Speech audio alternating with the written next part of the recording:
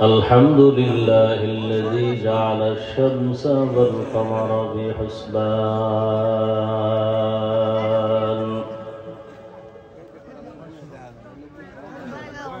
والنجم والشجر يسجدان وفضل زمانا على زمان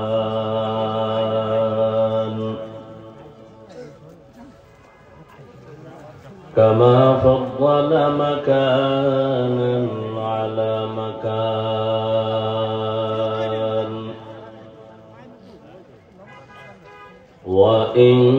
وإنسانا على إنسان ونشهد أن لا إله إلا الله وحده لا شريك له لا ضد له ولا ند له ولا مثل له ونشهد أن سيدنا وسندنا وحبيبنا وحبيب ربنا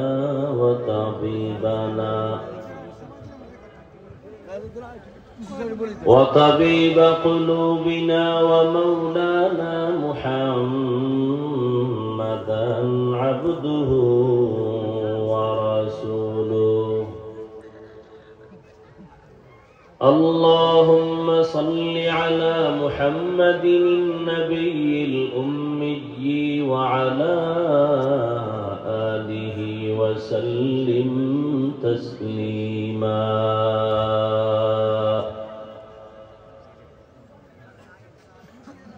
وبعد فأعوذ بالله من الشيطان الرجيم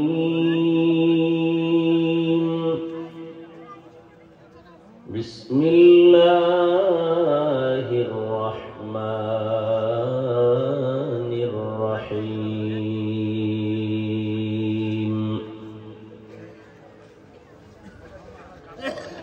سبحان الذي يسرى بعبده ليلا من المسجد الحرام إلى المسجد الأقصى الذي باركنا حوله لنريه من آياتنا إنه هو السميع البصير وقال رسول الله صلى الله عليه وآله وسلم كل أمتي يدخلون الجنة إلا من أبى قيل من أبى قال من أطاعني دخل الجنة ومن عصاني فقد أبى أو كما قال النبي عليه الصلاة والسلام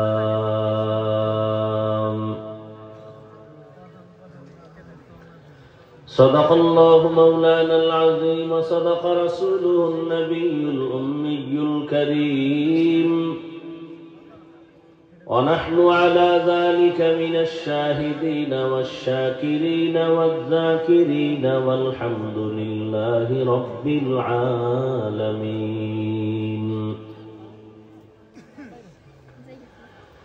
سبحانك لا علم لنا إلا ما علمتنا إنك أنت العليم الحكيم رب اشرح لي صدري ويسر لي أمري واحلل عقدة من لساني يفقه قولي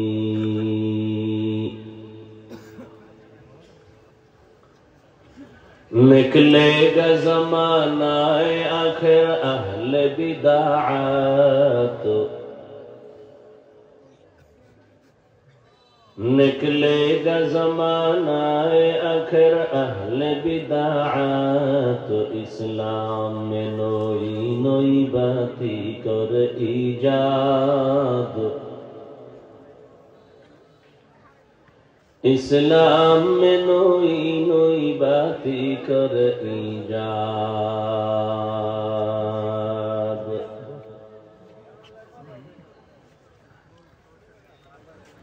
ऐ बंदे खुदा चाहो गर उनकी मुलाकात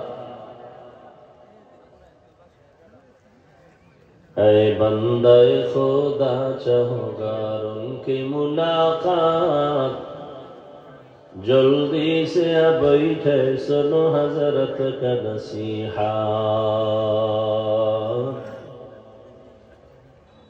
जल्दी से बैठे सुनो हजरत का नसीहत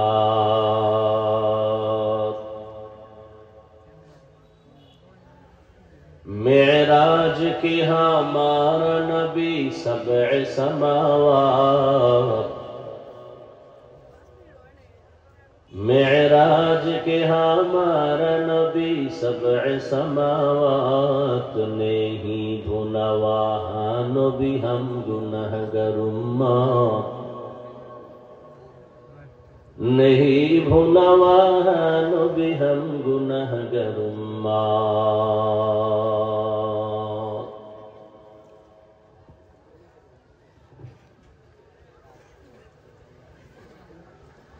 মারিয়ালায় ও বেলুয়া যুব সমাজের উদ্যোগে আয়োজিত বার্ষিক ওয়াজ ও দোয়ার মাহফিল 31 জানুয়ারি 2025 সভাপতি হাজী আশেক আলী কাজী সাহেব, প্রধান অতিথি আলহাজ আক্তার হোসেন মোল্লা, চেয়ারম্যান সাহেব সহ অন্যান্য অতিথিবৃন্দ, হযরত উলামায়ে কেরাম,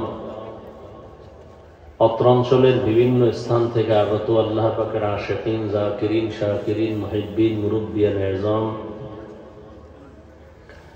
কলিজার টুকরা আমার সমবয়সী যুবক বন্ধুগণ, স্নেহের ছোট ভাই, পর্দার আড়ালে মা বোনেরা, আল্লাহ পাকের দরবারে শুকর যে আল্লাহ পাক রব্বুল আলামিন আমাদেরকে সুস্থ রেখেছেন এবং পৃথিবীর শ্রেষ্ঠ মজলিস উলামায়ে আহলে হকের মজলিস, গুনাহ মাফের মজলিস, তওবা কবুলের মজলিসে আমাদেরকে হাজির হওয়ার তৌফিক দান করেছেন। নিয়ামতের শুকর আদায়ার্থে সকলেই জবান খুলে ঈমানের আওয়াজকে উঁচু করে এক আওয়াজে সকলেই দিল থেকে জবান খুলে পড়ি আলহামদুলিল্লাহ।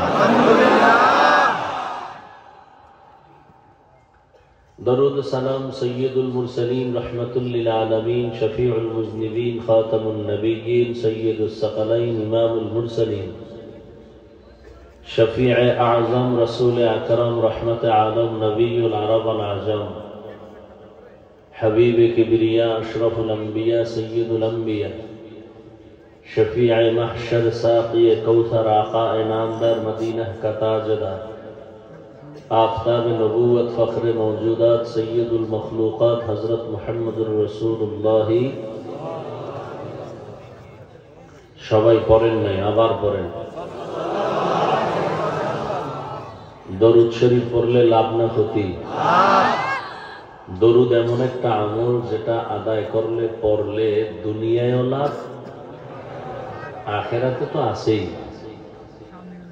ব্যবসার ঝামেলা দরুদের আমল করেন শেষ হবে, পরিবারের ঝামেলা দরুদের আমল চালু করেন সব ঝামেলা মিটে যাবে দরুদের বরকতে। খুব পাওয়ারওয়ালা একটা আমল, তবে বাথরুমে গিয়ে বইরেন না। কোন সময় করবেন? নির্জনে একা বসে খুব ধ্যানের সাথে এইভাবে করবেন যে আপনি দরুদ পড়েন, ফেরেশতা আপনার নাম ঠিকানা সহ নবীজির রওজায় এই খবর পৌঁছায় দিতেছেন। নির্জন সময় করবেন, সেটা কখন? হয়তো ফজরের পরে, আর না হয় ঘুমের টাইমে বিছানায় বসে ওযু সহকারে বসে বসে ঘুমের আগে 300 বার। কয়বার? কমপক্ষে 300 বার। সময় থাকলে নামাজের দরুদ পড়বেন, সময় না থাকলে ছোট অংশটাই পড়বেন। কতবার? পরে ঘুমাবেন ডান কাতে কিবলার দিকে চেহারা ঘুরাইয়া ওযু সহকারে। লাগাতারে আমল যদি চালু রাখতে পারেন পৃথিবীর কোনো অস্ত্র আপনার ক্ষতি করতে পারবে না, কোনো কুফুরি, কোনো জিন, কেউ। এমনকি আপনার জন্য সুসংবাদ, আল্লাহ যদি কবুল করেন ইনশাআল্লাহ ঘুমের মধ্যেই রসুলের সাথে মোলাকাত হয়ে যাবে।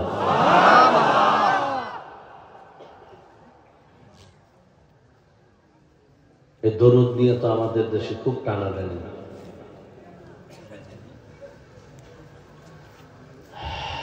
অনেক ওলামায়ে কেরাম আলোচনা করেছেন। আপনারা ভাই ইকো হয় কেন, বাড়ি খায় কেন কথা?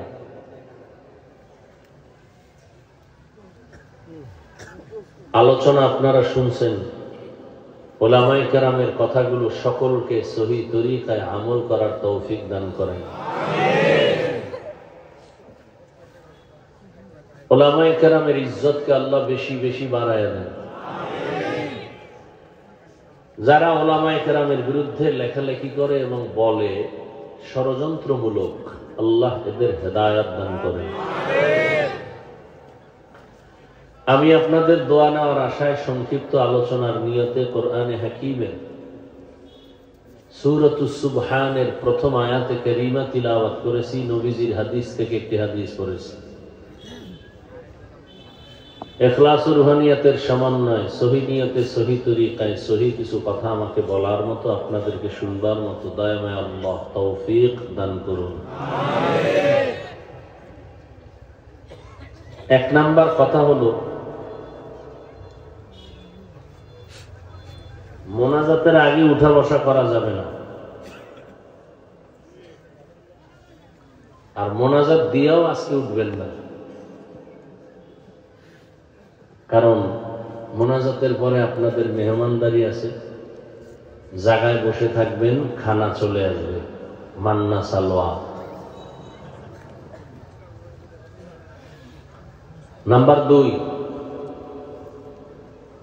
যতক্ষণ বসে থাকবেন বেহেশতের বাগানে আছেন মনে করে আল্লাহর বরকত যেন আপনি পান, মোবাইল থেকে নিজেকে খুব দূরে রাখবেন। আমার দায়িত্ব বলার, বলতেছি, মানবেন কিনা সেটা আপনার। নাম্বার 3, প্রয়োজন অনুযায়ী কথা বলবেন, প্রয়োজন হলে, তবে চিল্লানি দিবেন না। ঠান্ডা ভাবে, ভদ্রতার সাথে, স্বাভাবিক আওয়াজে কথা বলবেন প্রয়োজন হলে।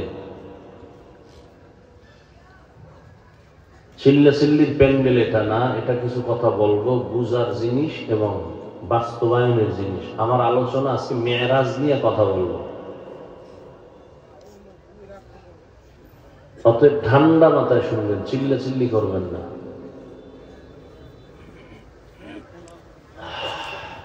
বর্তমান আরবি মাস শাবান শুরু হয়ে গেছে, তার আগে ছিল রজব। আয়াতের তর্জমা কইছিলেন? আচ্ছা, তর্জমাটা শেষ করি। আল্লাহ বলেন, সুবহান, পবিত্র সত্তা, আল্লাযী আসরা বিআবদিহি লাইলাম মিনাল মাসজিদিল হারামি ইলাল মাসজিদিল আকসা, যিনি ভ্রমণ করাইলেন তার প্রিয় বান্দাকে মসজিদে হারাম থেকে মসজিদে আকসা পর্যন্ত। আল্লাযী বারাকনা হাওলাহু লিনুরিয়াহু মিন আয়াতিনা, যেই মসজিদে আকসা আল্লাহর বরকত দ্বারা পরিপূর্ণ, যাতে করে অবলোকন করতে পারেন তার প্রিয় বন্ধু বা প্রিয় বান্দা আল্লাহর অনেক কুদরতের নিদর্শন। ইন্নাহু হুয়াস সামিউল বাসীর, নিশ্চয়ই আল্লাহ হলেন চূড়ান্ত শ্রোতা এবং দ্রষ্টা। নবীজি বলেন, কুল্লু উম্মতি ইয়াদখুলুনাল জান্নাতা ইল্লা মান আবা, সমস্ত উম্মত জান্নাতে যাবে। সবাই কোথায় যাবে? কথা শেষ। কিন্তু যারা নবীজিকে মানে না তারা যাবে না। কিলা মান আবা, সাহাবায়ে কেরাম বললেন, ইয়া রাসূলুল্লাহ, আপনাকে মানে না, তারা কারা? ক্বালা মান আতাআনি দাখালাল জান্নাহ, নবীজি বলেন, যে আমার অনুসরণ করবে সে জান্নাতে যাবে। ওমান আসানি ফাকাদ আবা, যে আমার বিরোধিতা করবে সে আমাকে অস্বীকার করার কারণে জাহান্নামে যাবে। খুব খেয়াল করবেন, হাদিসের উপরে আর 2-4 মিনিট কথা বলবো, খুব খেয়াল করবেন, এরপরে আয়াতে ঢুকবো। তবে এখানে একটা কথা বলি, বয়ান আজীবন মনে রাখবেন, পারলে লিখে রাখবেন। পৃথিবীর যত বড় এলেমওয়ালা আমলওয়ালা বক্তা হোক না কেন, এলেম আমলের বাহাদুরিতে ওয়াজ করতে পারে না। দুইটা শক্তি লাগে, একটা বাতিনি আর একটা জাহিরি। বাতিনি লাগবে আল্লাহর মুহাব্বতের রহমত, জাহিরি ভাবে থাকতে হবে শ্রোতাদের অন্তরের মুহাব্বত। এর উপরে আল্লাহ কথা বের করে দিলেন। জানি না আপনাদের অন্তরের কি হালাত, ওই অনুযায়ী বয়ান হবে, আল্লাহ বের করবেন।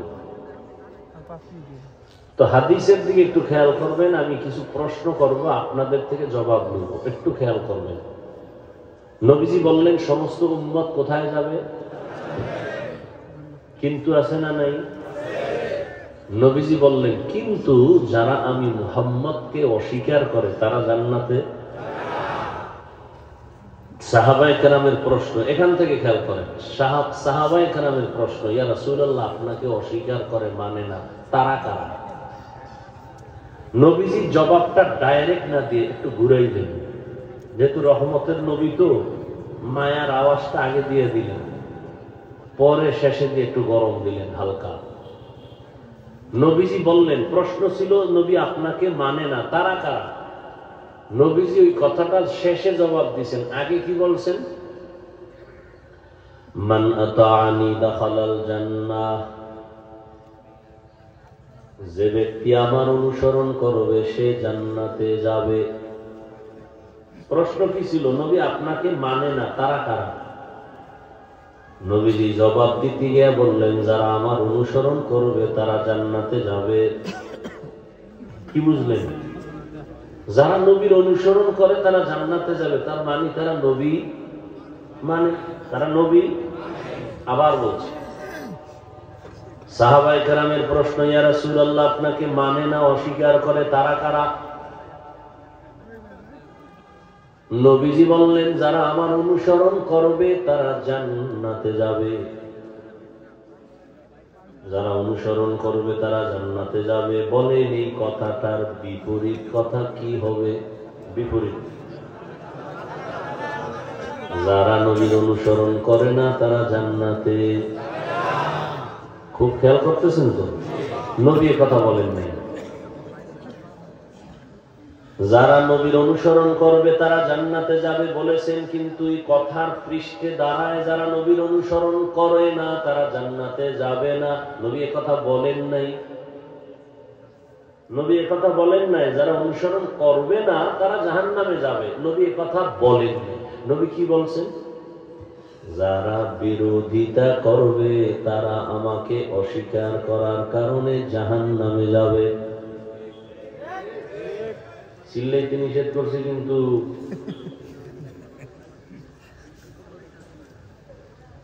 এখান থেকে কি বুঝলাম? নবীজির অনুসরণ করে না আর নবীর বিরোধিতা করা দোনোটা এক নেই। এবার খোলামেলা বুঝেন, যারা নবীর আদর্শ মতো চলে না তারা দুই দল। কয় দল? একদল আগ্রহী আর একদল বিদ্রোহী।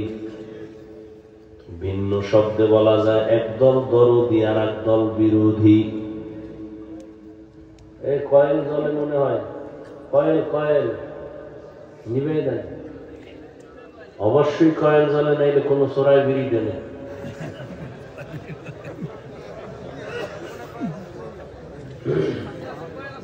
নিবান, তাড়াতাড়ি নিবে দেন।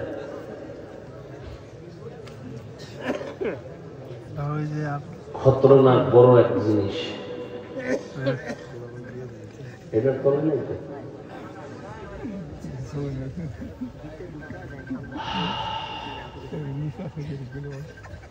খেয়াল করছেন না? অন্য অজে গেলে একটু টেনশন থাকে, তাড়াতাড়ি যাইবেন, ক্ষুধা লাগছে। এখানে তো খাওয়ান আছে, টেনশন কি? টেনশন আছে? ঠান্ডা মাথায় খাইয়ে এখানে ঘুমাইব, তেমন শীতও নেই। যেখানে রাত যেখানে খায়। কি যুবকেরা রেডি আছে, সব খানা রেডি, আপনারাও রেডি। তবে বাঙালি তো নকশে খাওয়া মা, এটা ধাক্কা দিলে তখন এক প্যাকেটে হয় না, দুইটা লয়ে টান দেয়, শেষে কুত্তার মতো একটাও খাইতে হয় না।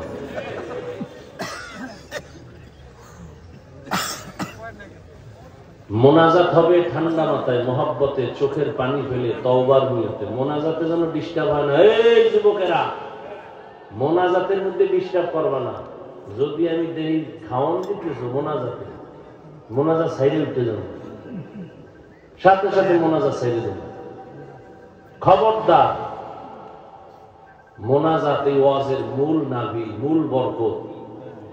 মানুষের পুলিশে পিডায় কান্দে না, আর আল্লাহর বান্দারা এই প্যান্ডেলে বয়ে কান্দে। তুমি কি ভাবছো? মোনাজাতের মধ্যে খাওয়ান দিলেই সাইডে দেন মোনাজাত। খবরদার, মোনাজাত শেষ, এরপর সবাই বসবে, ভিতরে গিয়া চারদিক থেকে খানা দিয়ে দিল, বাস। আর নাইলে আমারে কোনোদিন দাওয়াত দিও নাই, ভেজাইলা মাহফিল। যারা আসবে আল্লাহর জন্য আসবে। ওই এক আল্লাহর বান্দা নাকি খানার আয়োজন করছে, দোয়া চাইছে তার ছেলেদের জন্য। এটা সুন্দর ভালো কাজ, কিন্তু এইভাবে খাওয়ান দিতে যাইয়া বহু মাহফিল কিলাকিলি ঝগড়া লাগিয়া মাহফিলই বন্ধ হয়ে গেছে এলাকায়। এর চেয়ে বেশি ভালো অনেক জায়গায় দেখছি আলহামদুলিল্লাহ দুপুরে খাওয়ায়, সবাই দাওয়াত দিয়ে খাওয়ায়। অনেক বড় লোক দেখছি মাহফিলও হয় রাত্রে, দুপুরে খাওয়ায়। আর নাহলে আরো উত্তম হইল মাদ্রাসায় খাওয়াই দিবেন ছাত্রদেরকে, যারা 24 ঘন্টা কোরআন শরীফ পড়ে। কি এই তো খাইয়ে লয়ে আবার রাস্তায় যে বিড়ি টানবে। তারপরে যেহেতু খাওয়ানোর আয়োজন করছেন, আলহামদুলিল্লাহ, দোয়া করি। আর আপনারা একটু শান্ত থাকেন। রোজার মাস দেখা যায় বেরোজাদারের ভিড়ে রোজাদার ইফতারি পাই।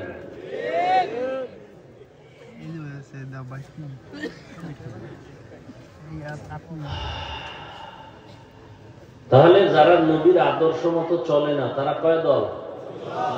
দুই দল। এক দল বিরোধী আর এক দল দরদি। এই কথাটাকে আর এক শব্দে বলছি কি, একদল আগ্রহী আর এক দল বিদ্রোহী। আরো খোলামেলা শুনেন কথার কথা। এই ডান দিক থেকে একটা যুবকের জিজ্ঞেলাম, এই যুবক, নবীজির আদর্শে দাঁড়িয়ে রাখো না কেন, নামাজ পড়ো না কেন? খুব খেয়াল করেন। যুবক বলে, হুজুর বা হাফিজ ভাই, নামাজ তো দরকার, চেষ্টা করি, পারি না, একটু দোয়া করি। বলেন তো এই ছেলেটার কথায় কি বুঝলেন? সে বিরোধী না দরদি? বলেন, বিদ্রোহী না আগ্রহী? আচ্ছা, বাম দিক থেকে একজনকে জিজ্ঞাসা করলাম কথার কথা, এই যুবক, তুমি নবীর আদর্শে দাঁড়িয়ে রাখো না কেন, নামাজ পড়ো না কেন? আমার কথাটা শেষ না হতেই বিদ্যুতের গতিতে আমাকে জবাব দিতেছে, দাঁড়িয়ে না রাখলে অসুবিধা কি? নামাজ না পড়লে অসুবিধা কি? কি বুঝলেন এই ছেলেটা দরদি না বিরোধী? আগ্রহী না বিদ্রোহী? আজীবন মনে রাখবেন, রসুলের আদর্শের ক্ষেত্রে বিদ্রোহীর আর এক নাম বেঈমান। বিদ্রোহীর আর এক নাম বেঈমান। এখান থেকে কি সবক পাইলেন? যে ব্যক্তি দাঁড়িয়ে রাখে না তারে গালি দেওয়া যাবে না। আগে বুঝতে হবে সে দরদি না বিরোধী। বুঝেননি? একজনে নামাজ পড়ে না, গালি দিবেন? যে ব্যক্তি আগ্রহী না বিদ্রোহী বুঝতে হবে, দরদি না বিরোধী বুঝতে হবে। যদি লোকটা নামাজ না পড়িয়াও দরদি হয়, মুমিন। আর যদি কোনো বেনামাজি বিরোধী হয়, বেঈমান।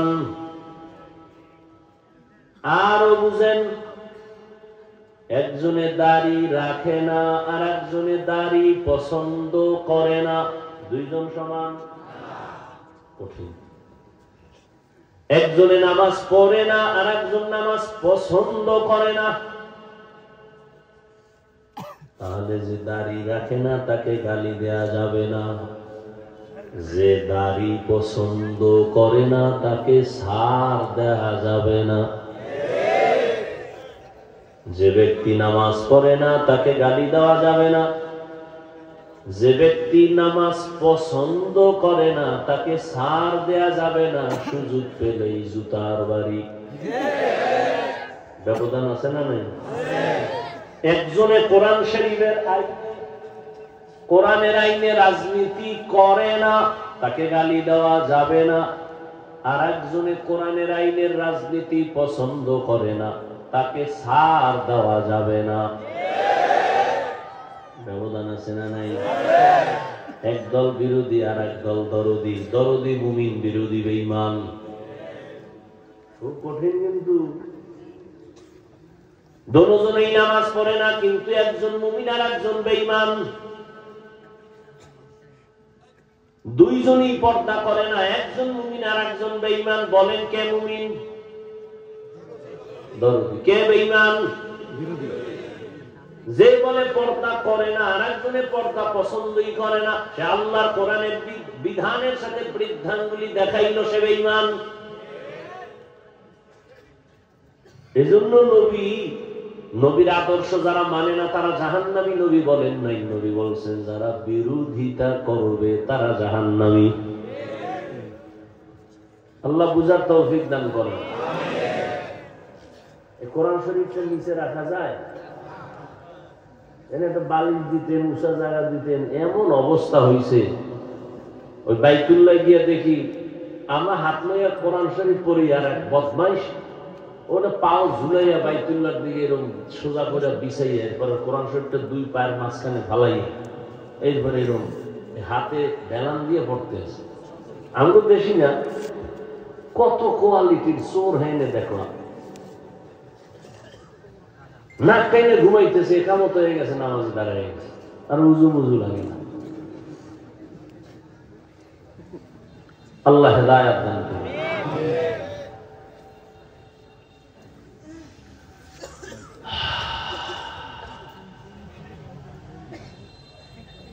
এবার আয়াতে ঢুকি না, বেশি করা যাবে না, অনেক লম্বা আলোচনা, যতটুকু সম্ভব।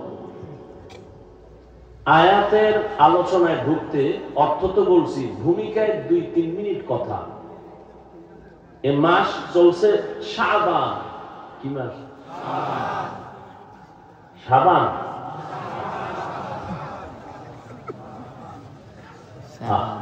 শাবান বলে মাস শাবান। সামনে রমজান। একজনের নাম কালাম, হে ডাকে কাল্লা। এটা হইল শাবান। সামনের মাস কি? রমাজান। রমজান না, রমাদান। ময় আকার আছে, রমা। এর আগের মাস গেল রজব। আমরা বক্তারা, ইমামরা এই রজব আসলেই মেরাজের বয়ান করি মসজিদে, মাঠে, ময়দানে। আর আমরা সবাই বুঝি, সাধারণ মানুষও বুঝে, মেরাজের কারণে এই রজবের সম্মান। আসলে না।